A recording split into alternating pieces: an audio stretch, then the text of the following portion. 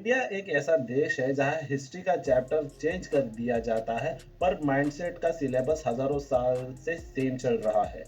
यहाँ बोला जाता है पास भूल जाओ, लेकिन प्रेजेंट हर रोज याद दिला देता है कि कास्ट बायस, सिस्टम निगलेक्ट और कैजुअल डेथ अभी भी जिंदा है। डेवलपमेंट स्पीचेस फास्ट हो गई है, पर ग्राउंड रियलिटी अभी भी सफरिंग और बफरिंग पे चल रही है। इसी बोलता है कास्ट बेस्ड डिस्क्रिमिनेशन एग्जैजरेटेड है, और अगर है तो प्रूफ लाओ। अब आयरनी समझो, हजारों साल की डिस्क्रिमिनेशन बोल देते हैं हिस्ट्री है, भूल जाओ। पर जब आज भी कैंपस में सरनेम से हॉस्टल, गाइड और रिस्पेक्ट डिसाइड होती है, तब सिस्टम को प्रूफ चाहिए। भाई अगर डिस्क्रिमिनेशन प्रूफ के साथ होता तो एफआईआर नहीं, एक पावर पॉइंट प्रेजेंटेशन होती। अब जनरल कैटेगरी बोल रही है कि हमें फाइट करना है, रिजर्व बोल रहा है कि हमें टारगेट बना दिया जा रहा है, और यूजीसी बीच में खड़ा बोल रहा है हम सिर्फ रूल्स बना रहे हैं, रियलिटी हमारी जिम्मेदारी नहीं है।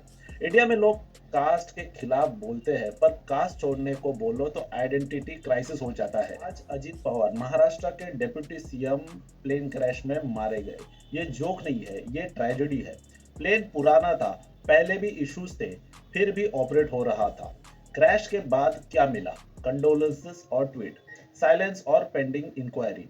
और अब याद आता है कि एयर इंडिया का केस, जहां इंश्योरेंस पे आउट हजारों करोड़ों के ऊपर गया, लेकिन जो मरने वाली फैमिलीज थी उनको सिर्फ एक चौथाई मिला। प्लेन का वैल्यू ज्यादा था और इंसानों का डेप्रिसिएशन एकदम फास्ट। इंडिया में प्लेन क्रैश के बाद इन्वेस्टिगेशन शुरू होती है और पब्लिक का पेशेंस खत्म हो जाता है। फाइनल रिपोर्ट आती है जब नेक्स्ट क्रैश ऑलरेडी हो चुका होता है। नीपा वायरस आया, एशिया के सारे एयरपोर्ट अलर्ट हो गए, और इंडिया का रिस्पॉन्स था थर्मल स्कैनर। लॉजिक सिंपल है, अगर बुखार नहीं तो वायरस भी नहीं। नीपा वायरस भी सोच रहा होगा कि इंडिया जा रहा हूँ तो टेम्परेचर नॉर्मल रखना पड़ेगा। नो वैक्सीन नो क्योर, पर कॉन्फिडेंस फुल। पोस्टर लगा दिया, हेल्पलाइन नंबर डाल दिया, और बोल दिया situation is under control.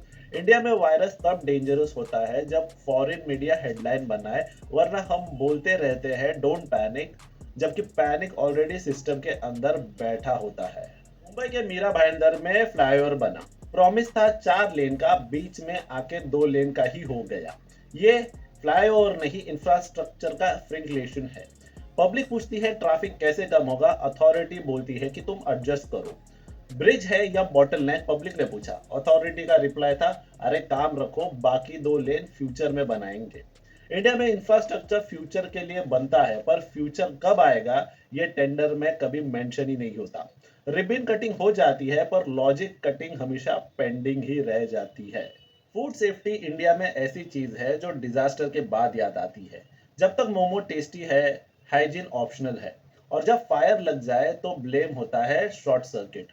Wow momos की वेयरहाउस में आग लगी, वर्कर अंदर थे, डोर बाहर से लॉक था ताकि खाना चोरी हो ना सके। फूड सेफ रहे, इंसान नहीं। फायर लगी, लोग फंस गए, कई लोग मर गए, और बाद में स्टेटमेंट आया कि सेफ्टी लैब्स फाउंड। इंडिया में सेफ्टी कल्चर ऐसा होता है जहां सिर्फ डेथ के बाद एक्टिवेशन आए। स्टार्टअप कल्चर बोलता है स्केल फास्ट, पर सेफ्टी बोलती है सॉरी, बजट नहीं है। यह है आज के इंडिया का सच।